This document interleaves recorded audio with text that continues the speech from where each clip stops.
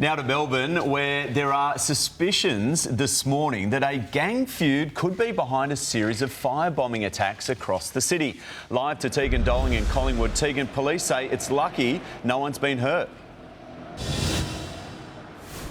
Good morning, Shervo. 3 specialist task forces are now behind this huge operation into 2 feuding Middle Eastern crime gangs here in Melbourne. They say are behind 11 serious firebombings. The most prolific was here at Sonsa Markets 2 weeks ago, where 2 men can be seen smashing their way into the supermarket. Once inside, they pour accelerant through the aisles, and then as they go to leave, they obviously firebomb the place, light it on fire, and one of the men actually catches alight himself. You can see that in his getaway car. Now, police have released information this morning. They say there's 11 incidents they believe are linked. 5 car fire bombings. 2 other businesses have also been torched.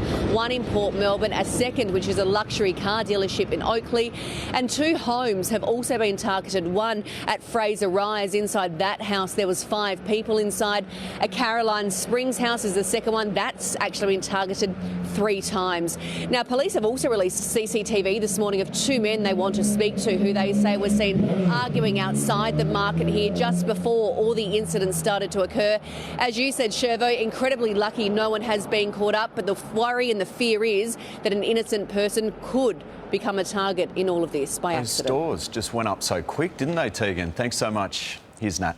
Thank you, Shervo. A painstaking search continues this morning for a man after a townhouse exploded north of Brisbane. Live to Georgie Chumbley in Murrumba Downs. Georgie, authorities hold grave concerns here.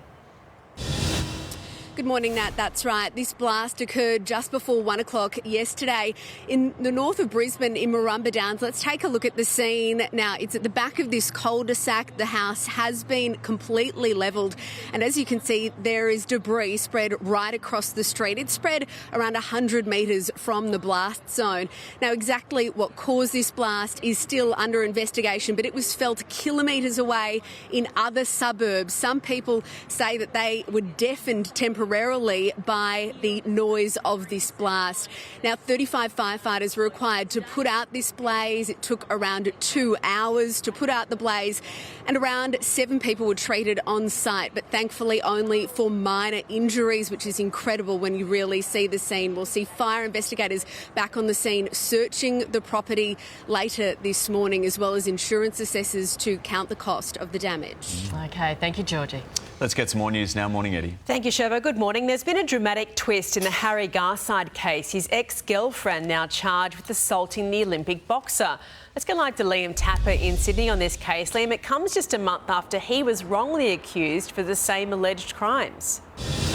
Yeah, good morning, Eddie. That's exactly right. Harry Garside, of course, he was charged with a domestic violence offence in relation to Ashley Rusco, his ex-girlfriend. But when that went to court, it was thrown out. The AVO that was taken out against Harry Garside, it was also thrown out, and Harry Garside's name was cleared. But yesterday, police here in Sydney's eastern suburbs, they went to Ashley Rusco's house and they arrested her, brought her here to Waverley Police Station, where she was questioned by police and then charged with a number of domestic violence offences in relation to Harry Garside. Of course, those charges are assault along with stalking. Now, this is a complete role reversal, as we said. Garside, he was arrested when he touched down back in Sydney just a few months ago after travelling overseas. Those charges, as I mentioned, were dropped. But as for Ashley Rusco, the 35-year-old fitness instructor and boxer, she will now face court next week. Eddie? Thank you, Liam.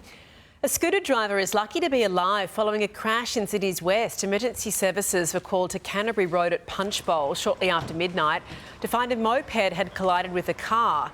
The 24-year-old driver was treated by paramedics before being taken to hospital in a stable condition. The 21-year-old car driver was not injured. It's not yet known what caused the crash. Australia is sending another 30 Bushmaster armoured vehicles to Ukrainian troops on the front line against Russia. The deal was reached overnight during a meeting between Anthony Albanese and Volodymyr Zelensky on the sidelines of the NATO conference, where the Ukrainian president is pushing to join the powerful military alliance. The latest donation is worth about $100 million and brings our total commitment to 120 Bushmasters. In a terrifying reminder of the dangers of the flu, a young Queensland schoolgirl has died after contracting influenza B. 11-year-old Emma Schwab was sent to hospital with the flu last week, but was released a short time later. Her symptoms worsened, and despite the best efforts of paramedics, she couldn't be saved. It comes just days after a New South Wales schoolgirl died from the virus. Health authorities are renewing their appeal for children to be vaccinated before school resumes next week. A world-first trial is about to get underway in 6 Australian hospitals, offering stroke patients a groundbreaking new drug. Let's go live to Nathan Curry in Melbourne. Nathan, morning to you. This could be the biggest breakthrough in decades.